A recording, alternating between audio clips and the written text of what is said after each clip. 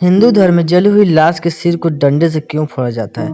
कुछ समय निकाल कर वीडियो जरूर देखें। चलिए स्टार्ट करते हैं हम वीडियो। हिंदू रीति रिवाज में जन्म से लेकर मृत्यु तक 16 संस्कार होते हैं, जिनमें से दाह संस्कार को हिंदू धर्म में अंतिम संस्कार कहा जाता है। अंतिम संस्कार के दौरान एक मृत शरीर को जलाकर इस दुनिया से विदा किया जाता है। अंतिम संस्कार के दौरान कई तरह की रस्मों की अदायगी की जाती है, जैसे सिर मुड़वाना, मृत शरीर के चारों तरफ चक्कर लगाना और जलती चिता में लाश के सिर को डंडे से फोड़ना। जी हाँ, हम में से कई लोग इस रस्म या विधि के बारे में जानते ही नहीं होंगे। इस रस्म के पीछे एक तर्क है, जिसके बारे में हम आज जानेंगे। क्यों हिंदू धर्म में जलती चिता में खोपड़ी या सिर को डंडा से तोड़ा जाता है।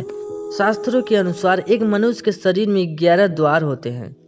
माना जाता है कि आत्मा या जीव ब्रह्मारंध्र यानी मस्तिष्क के द्वार से शरीर में प्रवेश करती है। जीवा या आत्मा आपकी कर्मों के आधार पर इन दरवाजों के माध्यम से शरीर से निकलती है। ब्रह्मारंध्र को शरीर में मौजूद 11 द्वार में से उच्च माना गया है। ऐसा माना जाता है कि जो जीव या आत्मा सिर से निकलती है वह मोक्ष प्राप्त करके जन्म और मृत्यु के चक्र में मुक्त हो जाती है।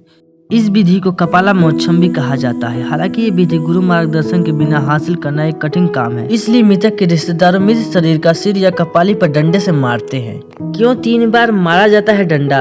ये एक तरह का रस्म है। एक बार जब चिता जल जाती है तब तक कर्ता यानी मुखाग्नि देने वाला बांस के डंडे से मृत व्यक्ति की खोपड़ी पर 3 बार मारता है। क्योंकि एक बार में वो आसानी से नहीं टूटती, इसलिए 3 बार मारते हैं। जब वो खोपड़ी को डंडे से मारकर तोड़ते हैं तो चिता की गर्मी की वजह से खोपड़ी जल्दी टूट जाती है। आत्मा का दुरुपयोग होने से बचाने के लिए इसके अलावा एक तर्क ये भी दिया जाता है, जब कोई मर जाता है तो सिर को डंडे से मारकर इसलिए फोड़ा जाता है, वरना तंत्र विद्या वाले लोग होते हैं, वो व्यक्ति के मरने के बाद उसके सिर के फिराक में रहते हैं, ताकि इससे वह उसका दुरुपयोग न कर सके। साथ में यह भी कहा जाता है कि इस सिर के द्वारा तांत्रिक उस व्यक्ति को अपने कब्जे में कर सकता है और उसके आत्मा से गलत काम करवा सकता है।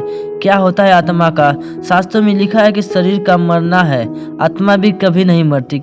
किसी व्यक्ति के मरने के बाद आत्मा तुरंत किसी अन्य ग्रह में प्रवेश कर लेती है। कहते हैं कि जब कोई आत्मा शरीर को छोड़ती है तो वो पूरी तरह धरती को छोड़ नहीं पाती।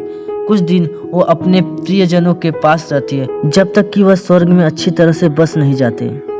वीडियो अगर आपको पसंद आया तो हमारे इस वीडियो को आप लाइक जरूर करें और सब्सक्राइब करना ना भूलें। धन्यवाद।